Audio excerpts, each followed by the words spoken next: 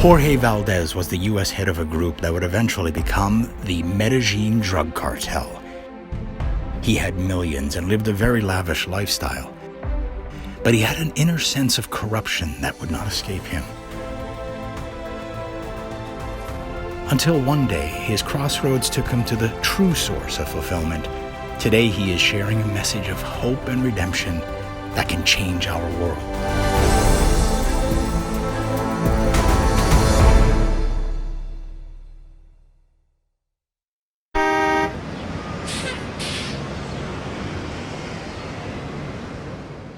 God can only do three things, and that is, number one, he can have anything he wants, he can have anybody he wants, or he can have the power of life or death. So therefore, when you get all of this money and you got all of this power, you become God.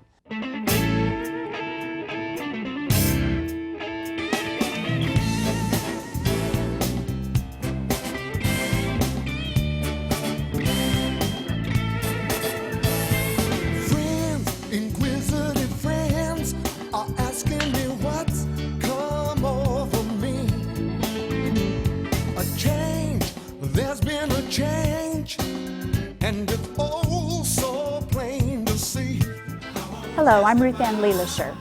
Welcome to Damascus Roads. Money, let's be honest. Who doesn't like it? Who doesn't want more of it? Well, let's meet a walking bankroll. A guy who had a different color Rolex for every one of his suits. He would carry $40,000 in pocket change. He had millions in cars, boats, and jets, and even flew a helicopter to work. Unfortunately, he got all these things by becoming one of the largest suppliers of cocaine in America. Meet Jorge Valdes. I was born in a little town outside of Havana, and we had everything. We had chauffeurs, we had cars, we had the only television set in the whole neighborhood. So we lacked for nothing. Fidel kept telling us in school that there was no God. You know, that God in reality was whoever you make him out to be. We would come home and my mom would constantly be telling us that the reason we were going to be leaving our country, our relatives, our family, was because she wanted us to come to a country where we could worship God freely. I remember a constant battle between my mother and my father about it because my father did not want to leave. But my mom said, well, I'm leaving with you or without you. So suddenly now, going to October 11, 1966, we're the last people to board the airplane, Valdes, and I hear my mother screaming. And my mother says, Jorge, I want you to take your brother and sister to Miami. And to me it was like, what? And what had happened was they had made a mistake in her passport and she was going to stay. Suddenly, all that could go on in my mind was, you know, my mom was wrong. There is no God. The communists were right. What have I done to deserve this? I'm leaving everything that's of significance in my life. Where's God? And eventually my father joined us as we got into the airplane. And we came to the United States and really went through some very, very difficult moments in our life. We went from living in this big mansion to suddenly 11 of us living in a one-bedroom apartment. We wore hand-me-down clothes. We were the only kids that were never invited anywhere. And I knew that that too created a challenge in my life that I would overcome. And when I overcame that, I would get even. And we worked very, very hard day and night and gave all our money to my father. Eventually my mom came 9 months later, and then she was diagnosed with throat cancer and was going to die and lay in bed for 2 years. I was a very, very good kid. All I wanted to do was to be able to be an integral part of my family and to provide for my family. And I started as an accounting clerk for the Federal Reserve Bank, and I started to go to University of Miami at the same time.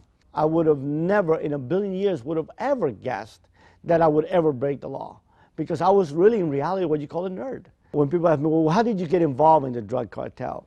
And I tell them that my accounting professor at the University of Miami did not speak Spanish, and he asked me to do his Spanish clients. Well, the first client I went to do for him was a little grocery store, no bigger than probably 2,000 square feet. And I would go there every Monday to do the books, and I would see $100,000 to $300,000 in paper bags, and I would ask myself, where did this money come from? These people aren't selling anything. I look at the shelves, and the same dusty can of Campbell's soup is still there. It didn't take them long to tell me that they were drug dealers, that they were selling drugs. And I told people that it really bothered me. It bothered me for about 18 seconds. And it bothered me that long because I quickly told myself, hey, look, if attorneys can represent murderers, I can represent drug dealers as long as I don't break the law. And literally at that time, there was no money laundering laws. All those laws were created to go after us. And then at the age of 20, I began to open foreign bank accounts for this group that eventually became known as the Medellin drug cartel, to the tune of between $50 to $100 million a month. I started to make about $10,000 a month, and I thought that was it. You know, that was just a great thing. And they kept asking me constantly, would I head operations for them in the United States? They thought that I was young. I had a very clean record. I'd never broken the law in my life, didn't have a traffic ticket. Who would ever suspect that that young kid who'd been put through school by the Federal Reserve Bank is a drug dealer? To me, still was a struggle because I had never broken the law until that moment.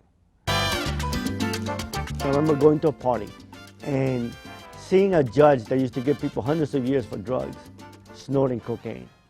And at that moment, I realized, you know what? There's no morals in this country. There's no morals in this world. Who cares? As long as I do whatever I got to do, as long as I'm a person of my word, and in honesty, as I looked at the original founders of the Medellin drug cartel, to me, they were the most honest individuals I ever met. I mean, there were people that we would do millions of dollars on a handshake. So when I saw that moment, it was easy for me to make that transition and say, yes, I will. And I remember getting a friend of mine, and I asked him, do you want to transport this suitcase from Miami to California? He said, sure, no problem. I said, look, I'm going to pay you $10,000 to do this. And I'm waiting outside the airport there in San Francisco. And he hasn't come out, and he hasn't come out. Eventually, he comes out, and he's sweating profoundly. And I said to him, what happened? What happened? And he says, the suitcase is going around the carousel. I don't have the heart. I'm dying. I'm having a heart attack. So I said, just get in the back of the car. So he got in the back of the car, and I went to the carousel, and I was the last guy there. I'm either going to take this suitcase out of here and get arrested, or I would die if this would get lost. So I grabbed the suitcase. Nobody arrested me. I put it in the trunk of my car, and I said, you know what? This is pretty easy. And that began everything. And then our next load was 30 kilos, and I drove them from California to Miami. And after that, we bought a Learjet, and before you know it, we're bringing in 500 kilos a month. And I became U.S. head of all operations. And at the age of 21, I was handling over 90% of all the cocaine that came into America. I thought, you know, I'm going to do this till I make about $150,000. Then I can open my own business, and I don't have to do this anymore. And then I made that $150,000, and I said, well, maybe another $100,000, till the point where it got to $1 million. And as I look back then in my life, it wasn't the million, the 2 million, because I got to a point one time where I could make $1 million on the snap of a fingers in 24 hours. It was the most insidious of all drugs, power. There's absolutely no drug on this earth that is as addictive as power. You become almost one with God in your mind. If we bring God to human terms, God can only do three things. And that is, number one, he can have anything he wants, he can have anybody he wants, or he can have the power of life or death. So therefore, when you get all of this money and you got all of this power, you become God. You can buy anybody you want. You can have any women you want or any property. Everything becomes an object for you. And literally, you got the power to take or give people's lives. I was creating God in me. I drove a Chevrolet Vega. No air conditioning in Miami. It was rusted out. I used to tell people it was bullet holes. Well, I thought the defining moment in my life was the Corvette convertible. When a Cuban can own a Corvette convertible, he's made it in life. And I remember going to the dealership, and I'm going to walk out of there with the car that's going to just fill that last little hole in my life. And I got there, and it was traumatic. I realized they made more than one color. And I mean, like, if my happiness is defined by this one car, and suddenly there's 3 different versions of that one car, how do I pick? I mean, I'm liable to pick the wrong one that's not going to be the one that fills the emptiness. So I did what any young accountant mind would do. I bought one of each color. And then I knew that there was no doubt in my life that I would be happy then. I looked around one day and I had $1 million worth of cars, and I was more miserable than the day I bought that Vega. So it's got to be women. He flaunted it every single way you could imagine. To everybody. George became the playboy. I was looking for love in the wrong avenues. A trend he followed for many years. If I can have any supermodel I want, and at that time there was very few that were quote-unquote named supermodel, if I could have any of those, then I would be a very happy man. And I remember walking into clubs and seeing a girl that I liked and tell my bodyguards, tell the guy that's with her, he's got to leave. And then I realized I was even then more miserable than before. And then I got all this money now, and why am I so empty? What is going on in my life? Everybody in the world wanted to be like Jorge Valdes. And me realizing that I want to be anybody but me. I couldn't care less about anything. If I cheated on my wives, it was their fault. I remember one day my beeper fell off and I looked behind my couch and there was about $385,000 that I forgot that I had put behind the couch. Because everything literally that I wanted to have, I could have. Anybody that I wanted to have, I could have. Everything had a price, some bigger, some less. I had a fleet of airplanes, a Jet Ranger helicopter to take me from Miami to my ranch, which was 90 miles away. We lived under one philosophy. In the game of life, he who dies with the most amount of toys wins. I had an apartment in literally every major city of America. I had a penthouse apartment in Trump Towers that I went to and stayed 3-4 times a year only, and we're paying over $20,000 a month in rent. Houses all over the world. And I drove around Miami every day in a Rolls Royce with 7-8 bodyguards follow me. I was making $1 million, $2-3 million a month. Didn't make more because I didn't want to do more. But if I wanted to bring in more loads, we could bring more. We had people bought off at all levels of the government. We had law enforcement all over. Drug enforcement agents paid off. Everybody has a price. You just got to figure out what it is. And suddenly an opportunity comes to work out a deal with the government of Bolivia. And that intrigued me. Instead of $2-3 million for my part, it was going to bring me $21 million a month. I had made a deal with them that I would buy 150 kilos cash, and they would give me 150 kilos on credit. So we would bring 300 kilos.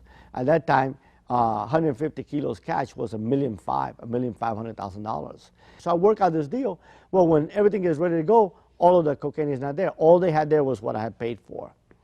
And I said, I'll be right there. And I got on an airplane and I went to Bolivia. And I had a suitcase with $1 million. I'm sitting across from this man who's overthrown the government 6 times. And it's an unbelievably deadly human being. And suddenly he had a gun there on his desk. And I remember getting that gun and putting it to his head. And I said, if you ever betray me again, I'll kill you. It was part of my death wish. I couldn't live the life that I was living anymore. I had reached that zenith and I was empty and there was no more. Nothing meant anything. Nothing had any value. Humans didn't mean anything. All was toys or objects. So therefore, why not die? So if I had to do this, who cares? Kill me. And I remember him laughing at me and thought I was the greatest thing in the world. And he says, I'll send you 300 kilos all on your word next week. And I got back and I had a meeting with President Somoza of Nicaragua. And the only way to get to that meeting at that time was to get on that airplane. And when the cartel found out that here I was on this airplane, they had a heart attack. What are you doing on this airplane? Are you crazy? Something can happen. And I remember looking at Manny Garcia, who was the founder of the cartel, and says, nothing can happen to me. I am invincible.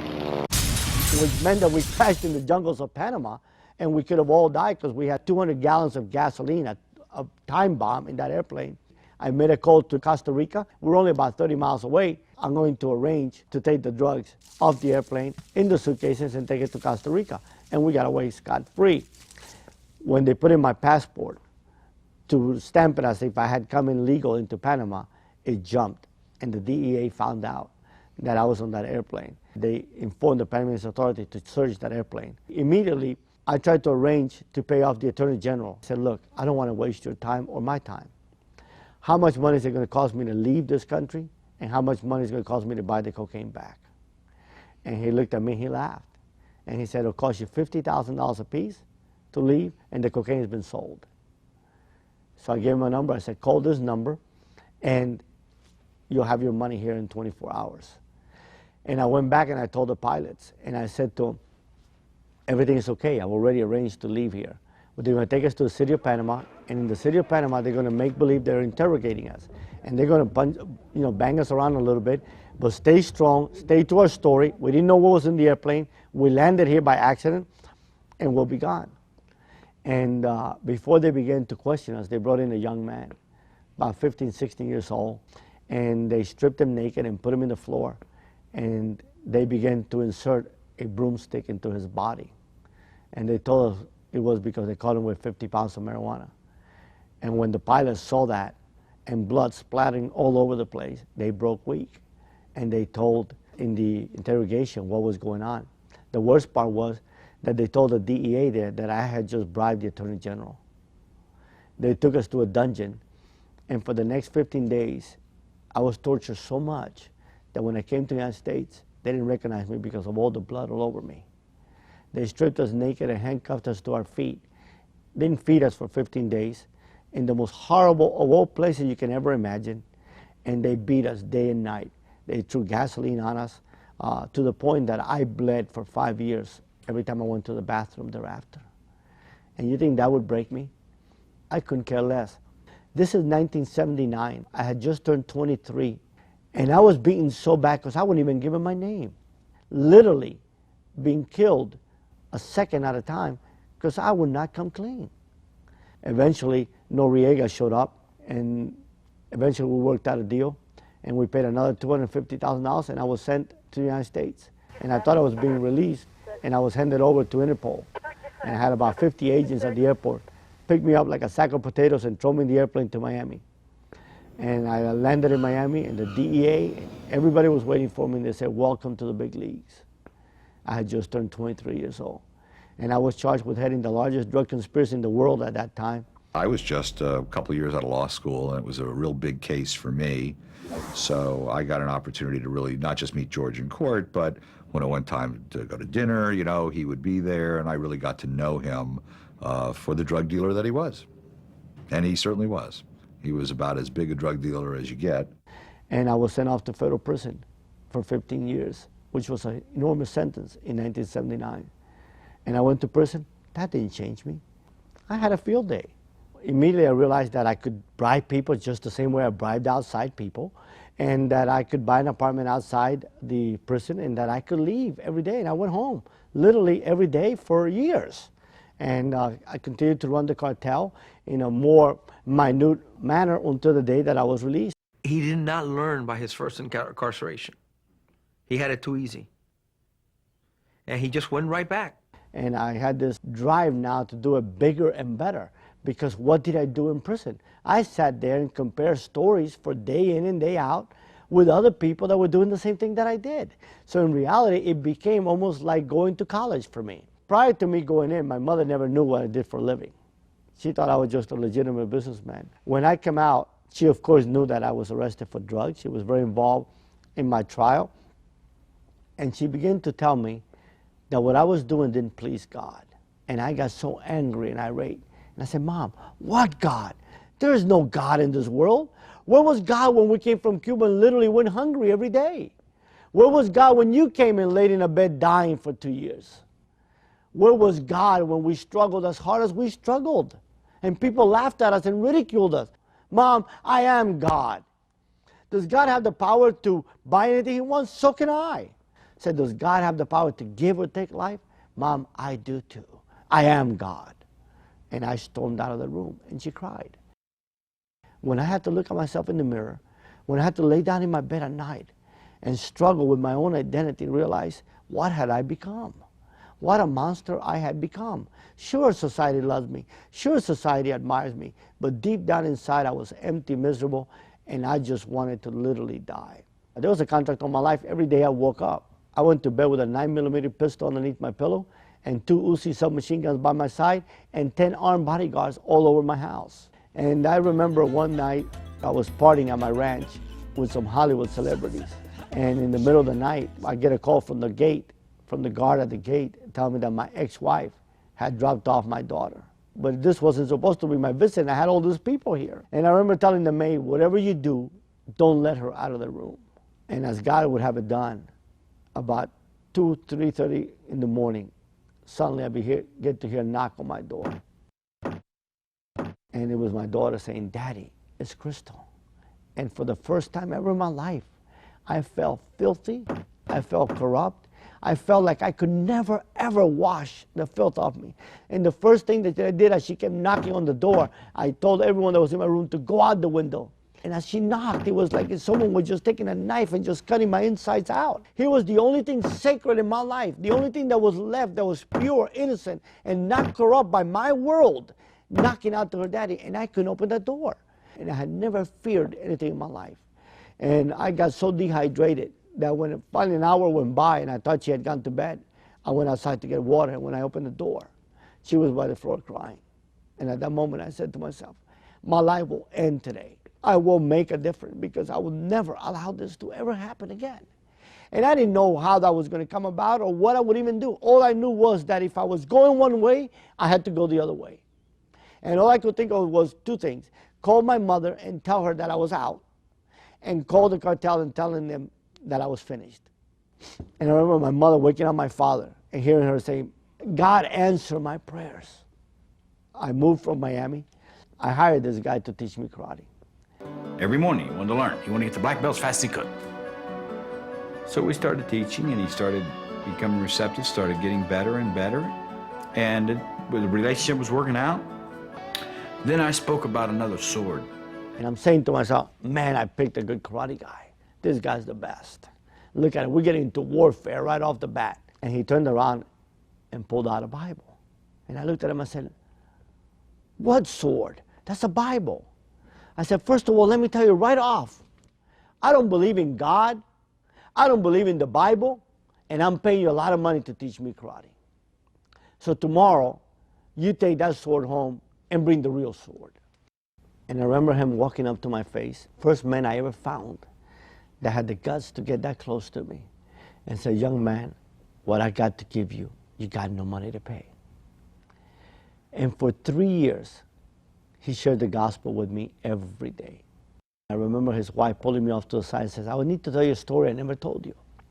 And she said, do you know that one day Tim got up in the middle of the night, he tossed and turned, and I said, Tim, what's the matter? And he says to me, Terrico, I'm going in there tomorrow and tell that man I'm never coming back. I've been sharing the gospel for 3 years, and he goes from worse to worse. Terrico, if the Antichrist is coming to earth, it's that man in that ranch. And I'm going there, and I've had it. And he drove up to the ranch, and the gates opened up, and he came in, and he said his car stopped. And when his car stopped, he said he clearly heard the voice of God says, I haven't given up on George. Who are you to give up on him? And a month later, I gave my life to Christ. And I realized that day I got on my knees, I said, Jesus, I don't know if you're real or not. I don't know if you exist or not. But I know one thing. For 3 years, this man is telling me that the answer to his joy is an intimate relationship with you. And he lives in a very little house. He drives an old beat-up car and has been married to the same woman in 25 years. That's a very little world for me. And in that little bitty world without no money, he's got something that I, in my immense world, don't have. And I can't seem to buy. So if you are real, and if you're willing to look at me and look beyond my filth and look beyond this horrible life that I lived and save me, I will die for you. If not, kill me. Because I'll tell the world what a liar you are. And I surrendered to him. It was July 1st of 1989. And never did I realize in my wildest dreams that just a few months later that the feds would come in. Drug enforcement agents, customs agents, FBI agents, they're all involved, IRS agents. Completely confiscate everything and take him off. But they go after him with a zeal that is second to none. He wasn't going to get away, even if he had turned his life around. I've been retired from the drug business for 5 years. I didn't even know what I was being arrested for. And I knew that when I retired from the drug business, if I ever got caught, the most they could give me was 15 years. Conspiracy to import, the old law.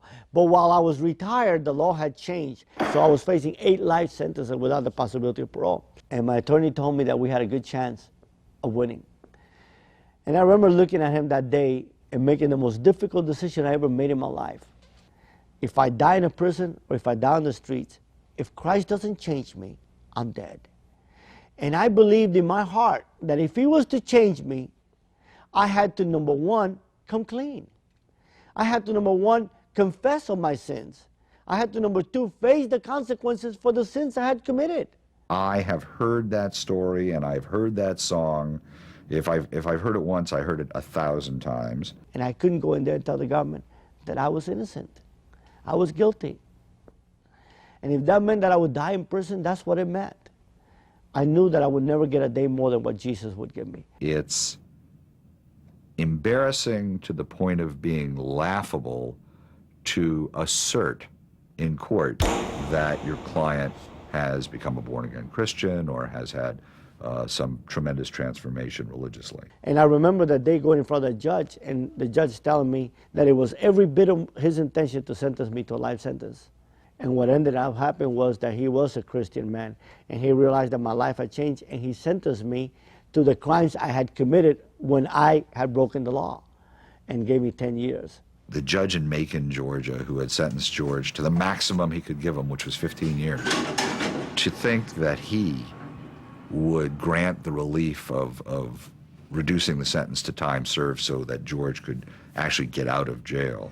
If you'd asked me the likelihood of that happening, I would have told you to go buy a lottery ticket because your odds are a lot better. I forfeited everything voluntarily and realized that, I had to start a new life. And God used that through that man and the agents that arrested me. I remember the first day I walked into jail, he brought me a Bible. So within 72 hours, I went from having everything the world said would give me meaning and knowing that it didn't, to having absolutely nothing and knowing that my life had meaning. And I was content and I was happy with being there for the first time in my life, because it's only when Christ came into my life and filled that hole that I tried so desperately to fill with money, power, possessions, that he filled that hole, that I knew that now I could make a difference in this world. I tried everything the world had to offer. I tried to find meaning and happiness in millions of dollars, and I was empty. In the most beautiful women in the world, and I was void. In cars, in possession, yachts, apartments, in buying off people, in power, and I was miserable. And as I look at kids that are doing unbelievable things to reach, to want to become like Jorge Valdes, it kills me, and I cry with them because I want to say to them, I've been there, it's not there. It ain't there. Society has lied to you. It's lied to you from the day you were born. And when I was released after over 10 years in prison, I went back to Wheaton College and finished a master's, and then went on to do a PhD from Loyola. And I decided that he had saved me to found Coming Clean Ministries and to bring an evangelistic message of hope and salvation. And a real simple message, that if Christ could forgive Jorge Valdes, no one's sin was great enough that he couldn't make clean. So therefore, it is my mission in life to just bring a simple message. As I tell a simple story, a story of a kid that sold out to the American dream. And a kid that went from being the ultimate poster child of the American dream to America's #1 nightmare. When we come clean with God, he will do miraculous works in our life. And then our identity and our meaning and our purpose is found in him. There is nothing lacking about Christ. The work of the cross was a perfect work. And as we appropriate that work, we can begin to live a victorious life. After we finished taping, George told us that people often ask him if he doesn't miss certain aspects of his old lifestyle. Of course, he said, who wouldn't love to live like that? But then he sternly stated that he wouldn't trade 1 minute of his life with Christ for a lifetime of his old lifestyle. We get so many wonderful emails from you.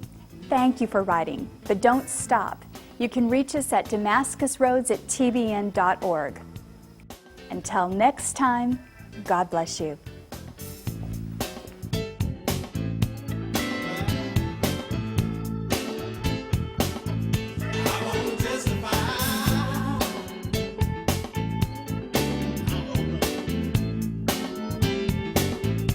Tonight's program has been sponsored by the Trinity Broadcasting Network.